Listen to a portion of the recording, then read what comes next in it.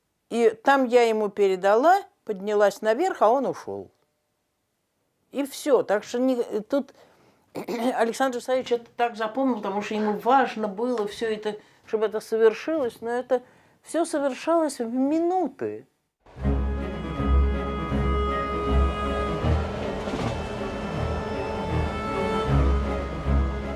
Making sure he wasn't being followed, Tenno and his precious cargo leave for Estonia.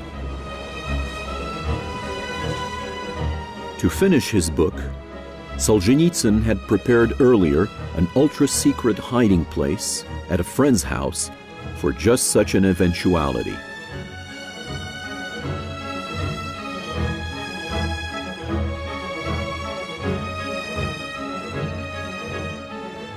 Так случилось, что 3 эстонца были бывшие зэки, и они мне предложили перебазироваться, скрыться, где меня не ждут, не знают, и чтобы я там продолжал книжку.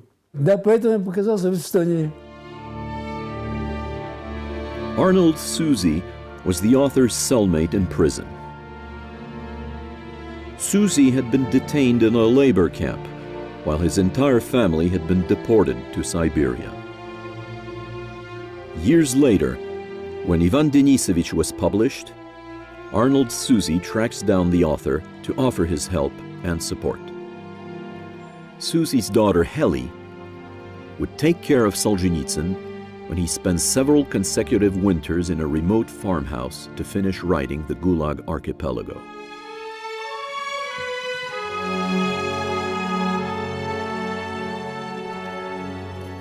Он нашел настоящих друзей, которые готовы были рисковать жизнью, чтобы он мог свою работу здесь делать. И он как-то чувствовал, что только здесь я могу спокойно работать, спокойно писать, никто меня не предаст здесь никогда. Одинокое место, тихое место, люди нелюбопытные, никто не придет смотреть и слушать, что ты тут делаешь. Абсолютно спокойно можно. И КГБ сюда вряд ли сунется, если быть осторожным. И так и получилось, что он 3 зимы здесь работал. 65-й год, 66-й, 67-й.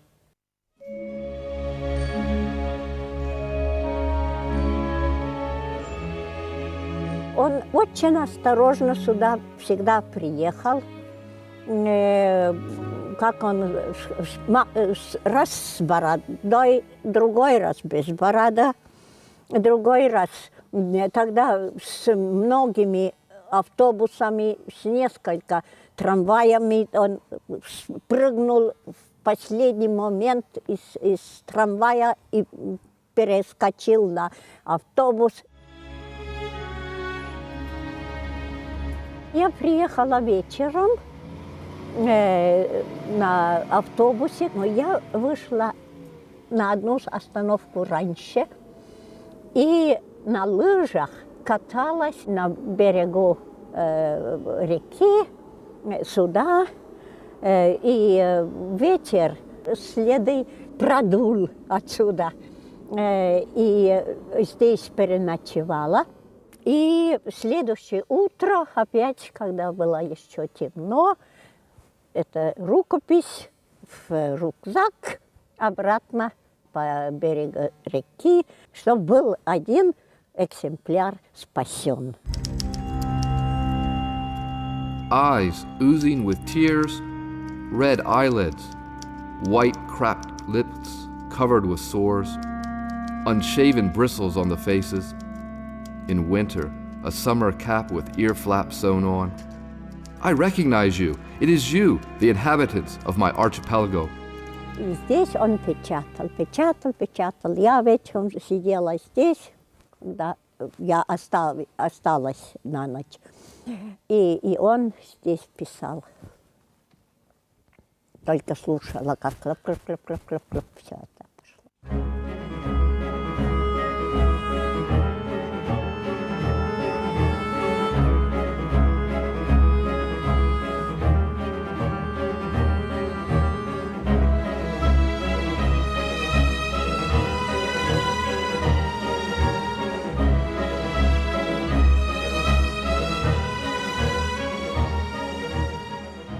трудности работы тоже были огромные. Они заключались в том, что он всегда должен был думать, как хранить, во-первых, свои рукописи. Он писал, никогда не имея перед собой, собственно говоря, своей работы. То есть у него были какие-то записные книжки, в эту главу вставить то, в эту главу все, эта глава была в Рязани, та глава была, не знаю, в Эстонии, эта глава была в Москве. То есть это все технически было очень трудно. В 1968-м ближайшие ко мне люди, в том числе вот Елена Чуковская и Воронянская Елизавета Денисовна, своими руками все отстукали у меня под Москвой. Уже мы рискнули под Москвой работать. Раз не идет КГБ, решили мы работать. Work continued as always in complete secrecy, this time in Solzhenitsyn's small house, 80 kilometers from Moscow. In April 1968, the first volume was completed. И, значит, мы на 2 машинках печатали этот 2-й и 3-й том. В течение месяца его напечатали. И сразу же приехала Надежда Григорьевна. After years of being moved from one spot to another and scattered in different locations, the Gulag Archipelago is finally assembled in one place.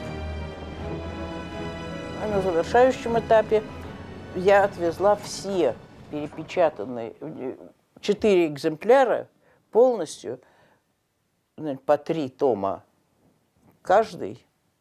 Ну, можете представить себе машинописный архипелаг ГУЛАГ в 3 томах и в 4 экземплярах. В рюкзаке я повезла это все к переплетчику.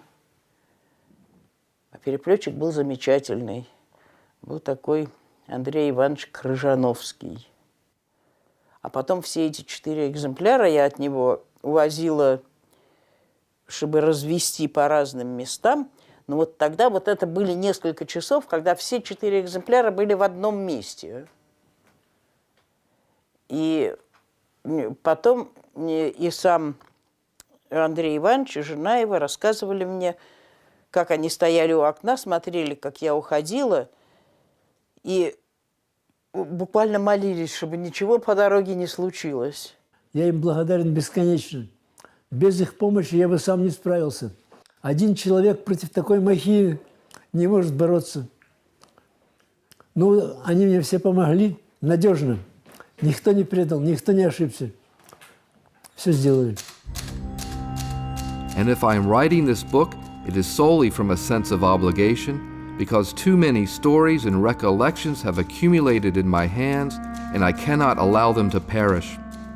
I do not expect to see it in print anywhere with my own eyes, and I have little hope that those who manage to drag their bones out of the archipelago will ever read it.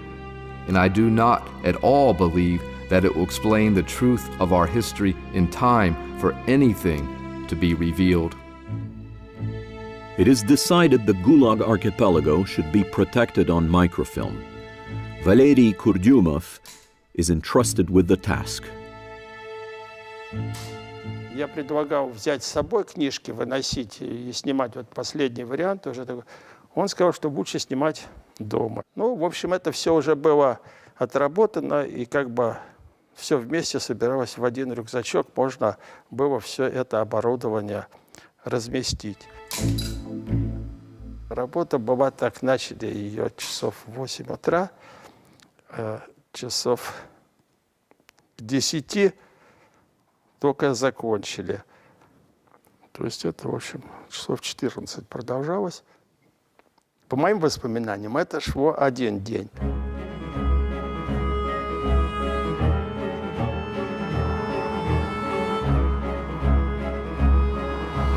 Alexander Sasha Andreev was an interpreter with UNESCO in Paris.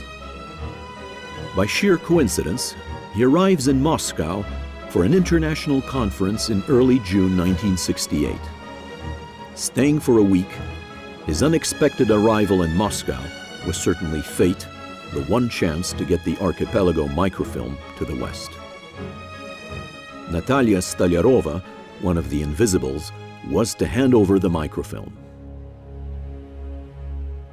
Dès que j'arrive à Moscou, je vois Natalia Ivanovna Stelerova qui me demande est-ce que tu aurais le courage de prendre ce grand pavé dont Solzhenitsyn t'avait parlé en janvier. Bon, j'ai dit oui tout de suite. Et pendant 4 ou 5 jours, j'ai pas dormi en imaginant où j'allais le mettre, comment j'allais le sortir, etc. C'était sueur froide.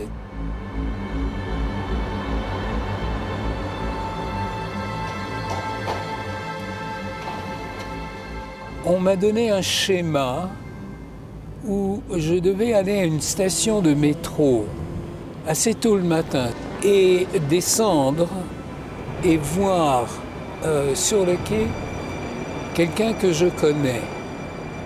On ne m'avait pas dit qui.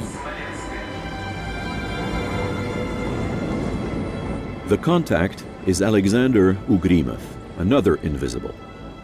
The two men meet.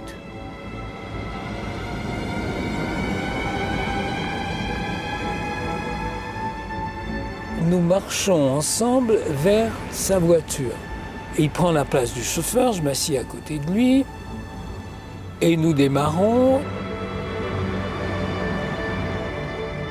Pour mettre un point d'ironie à la chose, il passe devant la Lubyanka, devant le siège donc du KGB, et il me dit ben, c'est sous tes pieds.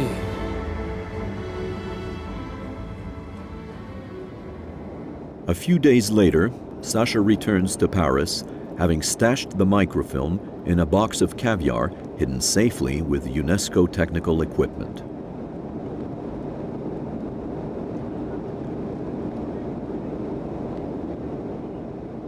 Dès que j'ai les trucs dans mes mains à Paris, en homme libre, j'envoie un télégramme pour lui dire que l'analyse de sang, la formule sanguine de sa sœur est positive. Ça veut dire que le machin est bien arrivé, etc. Et alors, elle s'est trompée. Elle a cru que...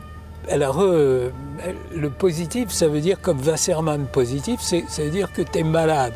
Donc, ils se sont tous planqués. Solzhenitsyn est parti 3 jours quelque part. Et effectivement, j'étais encore rue des Écoles, je reçois un coup de fil, il me dit « Mais alors quoi ?» Je dis « Mais maman, t'as pas reçu le truc, ta sœur a un bilan positif, ça veut dire que tout va bien. » Ah!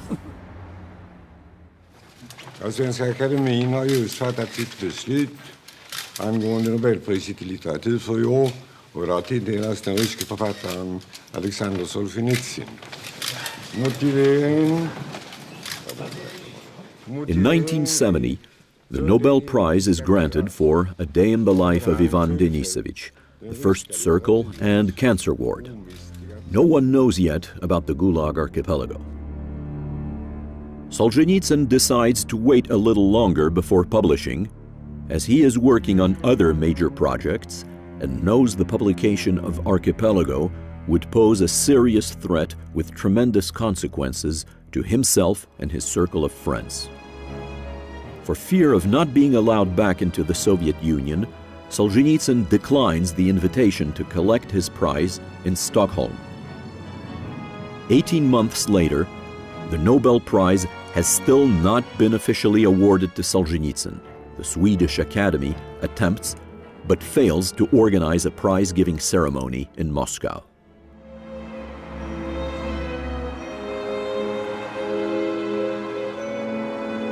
In early 1972, Stig Fredriksson, a young Swedish journalist who has just been assigned to Moscow, begins meeting Solzhenitsyn in secret. That first meeting, it was a dark evening in April 1972. He said, could I take out his Nobel lecture? And I had to decide at that moment. And I said, yes, I will try to help you. After the Nobel Prize, The KGB increases its surveillance of Solzhenitsyn and his circle. They are followed, their phones tapped, and there are random searches. He gave me this Nobel lecture as black and white negatives. He had filmed the whole manuscript and gave me the negatives. And when I came home, I put the negatives in a transistor radio. I took out the back of the transistor radio, took out the batteries and put the envelope with the negatives there. And then I put the transistor radio in a suitcase and took the train to Helsinki, where I met my editor.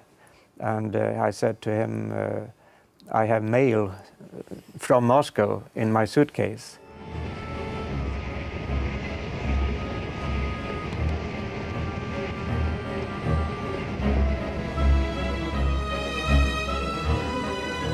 And it also was a very powerful text. I think this was the first time when Solzhenitsyn mentioned the Gulag Archipelago, because the Nobel lecture was a tribute, an homage to all the victims who did not survive the Gulag Archipelago, and he mentioned that very strongly in his text.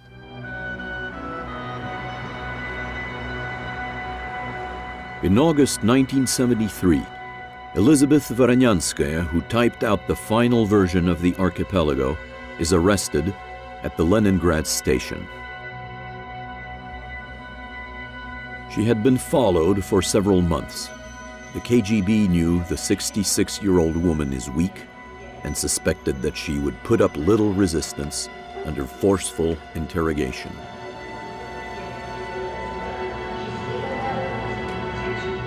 Елизавета Денисовна Воронянская, большая энтузиастка, она была предана этой книге. Она имела у себя лишний отпечаток архипелага. Но я ей предупредила: Елизавета Денисовна, уничтожьте его. Уже нам немножко редакция переменилась, уничтожьте. Она не могла уничтожить. Она написала мне фантастическую картину в письме, как в осеннем лесу она и еще один человек с ней сжигали. Все сожгли, рыдали. А на самом деле этого не было.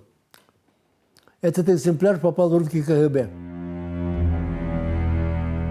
Ей было жалко уничтожать эту работу. Она необыкновенно относилась к Солженицыну, безумно интересовалась тем, что он делал, можно сказать, этим жила и дышала. И вот не смогла уничтожить экземпляр. Elizabeth Voronyanskaya is found hanging in her apartment. The circumstances of her death and her hasty burial in a Leningrad cemetery remain unresolved, some witnesses citing evidence of stab wounds and traces of blood. As soon as Solzhenitsyn hears of the tragedy, he writes what will be the foreword to the Gulag Archipelago. For years, I have with reluctant heart withheld from publication this already completed book. My obligation to those still alive outweighed my obligation to the dead. But now that state security has seized the book, I have no alternative but to publish it immediately.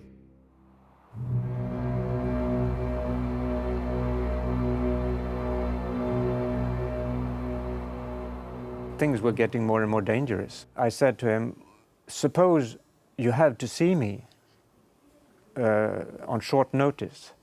And if we have 1 month till the next meeting, what are we going to do?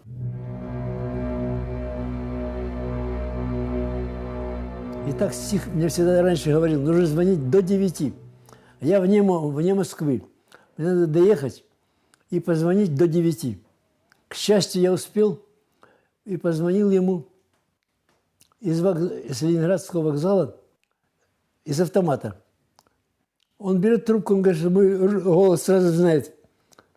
Я ему говорю: это химчистка. Он говорит: нет, вы ошиблись. Как? Я ошибся? Это не химчистка. Ну, простите, пожалуйста. Все, договорились. 2 or 3 words were enough for me to recognize his voice. And that meant that something had happened. We have to meet today, tonight, at 8 o'clock. And he said, Stig, I have decided that I'm going to make the existence of the book, Gulag Archipelago, known to the whole world. I got a press release, if you like, which he had written on a typewriter, where it says that the writer Alexander Solzhenitsyn today publicly announced that there is a book and so on. And that I gave to all the news agencies in Moscow. And then he also gave me a letter to his lawyer, Heb in Zurich in Switzerland, where he gave the authorization to publish or start translating as soon as possible and publish the first volume of the Gulag Archipelago. Solzhenitsyn's French publisher Claude Durand meets with the lawyer during the 1973 Frankfurt Book Fair. Maître Heb s'était déplacé à Francfort pour rencontrer les éditeurs dans le monde entier, enfin représentés à Francfort, pour leur parler d'un ouvrage. Et c'est à ce moment-là qu'on me parle donc d'un ouvrage qui s'appellerait L'archipel du Goulag. Bon, en me disant, voilà, vous allez bientôt recevoir le texte, tout ça est très confidentiel, et il faudra le mettre en traduction et vous tenir prêt à le publier dès qu'on vous fera signe. Je rentre à Paris, je prends un atlas de géographie et je cherche l'archipel du Goulag dans les index, partout, sur les cartes de Sibérie, partout. Moi, je ne trouve rien. Et j'interroge un peu les géographes qui me disent inconnu au bataillon, l'archipel du Goulag. Personne ne connaissait cette appellation. Translations begin in French and German, but the first edition, being prepared in total secrecy in Paris, will be in Russian.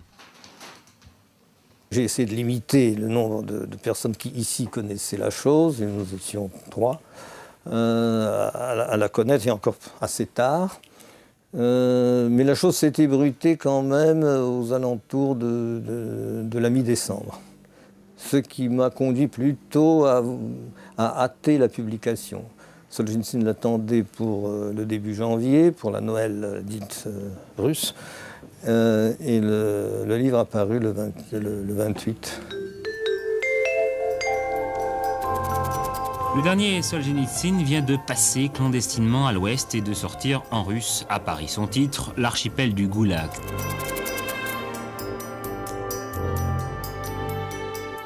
Trois jours après, des exemplaires sur papier Bible, via des marins qui étaient en escale à Saint-Nazaire, des marins russes, les exemplaires étaient à Moscou. The Gulag Archipelago begins to circulate throughout the Soviet Union thanks to the Samizdat, the underground network that copies banned works and distributes them.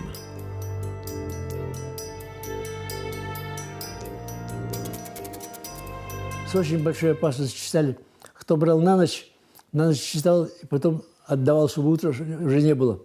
Хотя ночью-то тоже могут захватить. С большой тайной и страхом читалось, да. At the same time in France, the weekly magazine L'Express, in an exclusive, prints the opening pages of the book.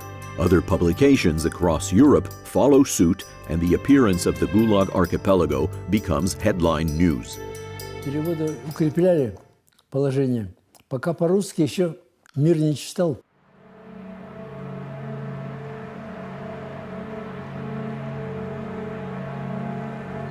In the Soviet Union, the KGB steps up its intimidation of Solzhenitsyn and his circle.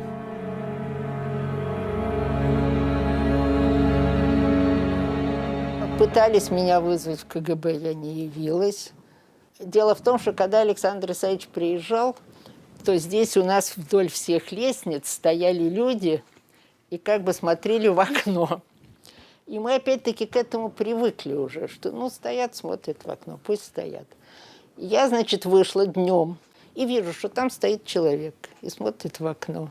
И я, значит, сама вместо того, чтобы выйти на улицу, пошла доставать почту.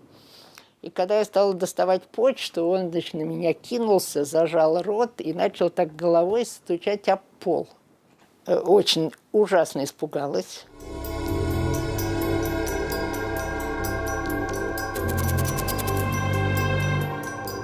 After the publication in the West of the first volume of the Gulag Archipelago, the propaganda against Solzhenitsyn increased even more.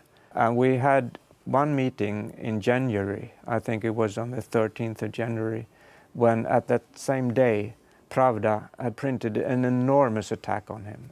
And you felt that there was something in the air, that he might get arrested, put on trial, sentenced to prison or sent into exile.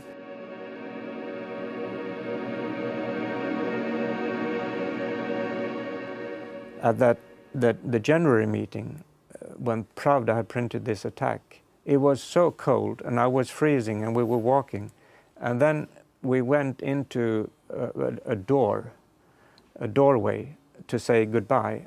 And I remember that he kissed me on both cheeks three times, the Russian way. And it was like he knew that we wouldn't be seeing each other again, but it was like saying goodbye. When we kissed goodbye that time, it was very, very strong. Solzhenitsyn a été arrêté cet après-midi par les policiers qui l'ont emmené de force pour l'interroger. La belle-mère du prix Nobel de littérature raconte que 6 hommes, après avoir sonné à sa porte, se sont précipités sur l'écrivain et, dit-elle, ils ont emmené Alexandre avec eux sans ménage. Когда я к вечеру вернулась с работы домой, уже все радиостанции передавали об аресте. In the evening of February 12, 1974, Solzhenitsyn is taken to Lefortovo prison in Moscow. He is placed in a cell with 2 other prisoners, and his interrogation begins at 9 p.m. L'assassiné aurait éprouvé la vérité de l'archipel. L'éloigner en Sibérie, bon, ça serait une écharde pour le régime, et que pour le régime devait se contenter de l'exiler en Occident, en supposant que Solzhenitsyn y sera très malheureux. By decree of the Presidium of the Supreme Soviet, Solzhenitsyn is stripped of his nationality and expelled on the 13th of February 1974. Escorted by the KGB, he is put on a plane, and without being told where he is being taken, his last glimpse of Russia is of a foggy, snow-covered landscape. Когда меня вызывали после высылки Александра Савича, меня вызывали в ГБ. И тоже, значит, с такой злобой сказал: Аничкова всех своих родных сюда всунула. Я говорю: ну так что ж, все правда? А он меня спрашивает: а вы знаете, что он там про вас написал? Я говорю: знаю, все правда. Все правда. Сначала он спросил меня: вы читали «Архипелаг Гулаг»? Я, значит, совершенно нет, что вы. Так слышала по радио. Глава 1. Розовоперстая Эос, так часто упоминаемая у Гомера, а у римлян названная Авророй, обласкала своими перстами и первое раннее утро архипелага. 24 hours after being arrested, Solzhenitsyn arrives in Frankfurt, where he stays with friend and fellow author Heinrich Böll.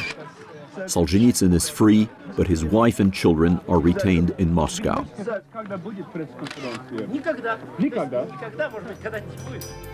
Over the next few months, the numbers of translations of the Gulag Archipelago multiply rapidly.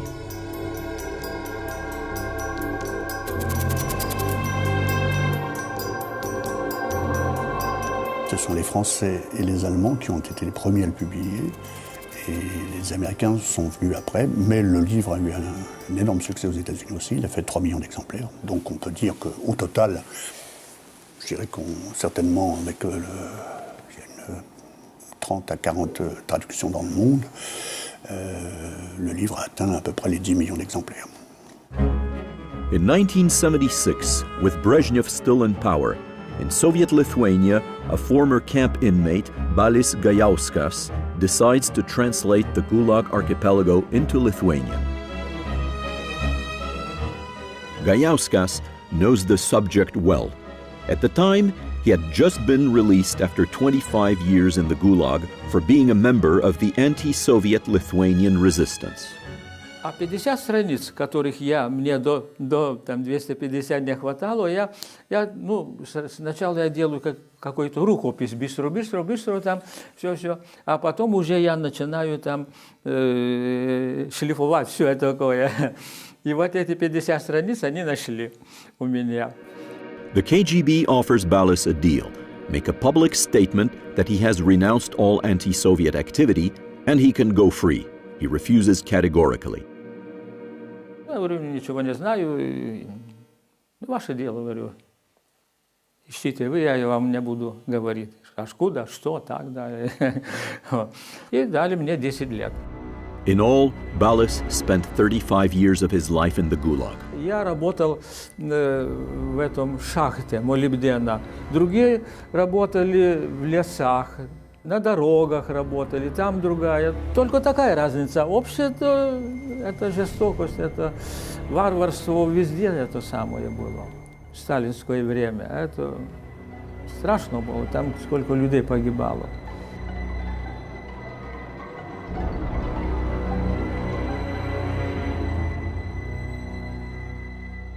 Эта книжка очень важная, но так все описать, это была первая книжка. Я не брался какую-то книжку переводить, рисковать еще на 10 лет. Зачем нужно?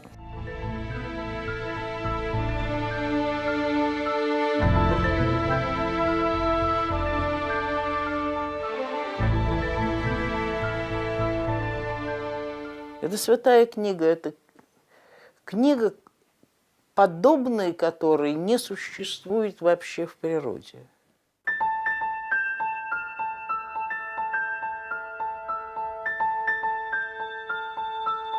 Я считала и считаю ее одним из главных событий ушедшего XX века. Если особенно учесть, что в конце концов не произошло никакого суда над коммунизмом, слово Солженицына оказалось единственным, которое позволяет судить о том, что же у нас произошло. L'homme est toujours au centre de ce livre.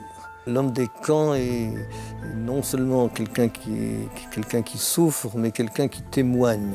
C'est ce qui fait la force de l'archipel, c'est que l'homme en sort grandi. Si on en juge par le critère de l'efficacité d'une œuvre sur le déroulement d'une histoire mondiale, c'est certainement le livre qui, dans le XXe siècle, a eu le plus d'influence, certainement.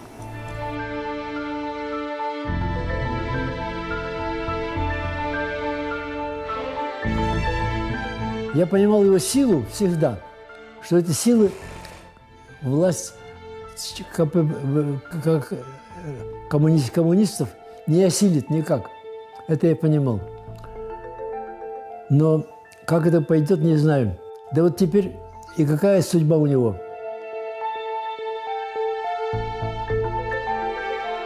Нынешнее издание позволяет нам и назвать всех тех соавторов моих, то есть свидетелей архипелага, свидетелей ГУЛАГа, все имена названы здесь с благодарностью, как я им и обещал. I have done my duty to those who perished. Gives me relief and peace of mind. The facts had been destined for annihilation. They had been trampled on, drowned, burned, reduced to dust. But now they are alive in print, and no one can ever erase them.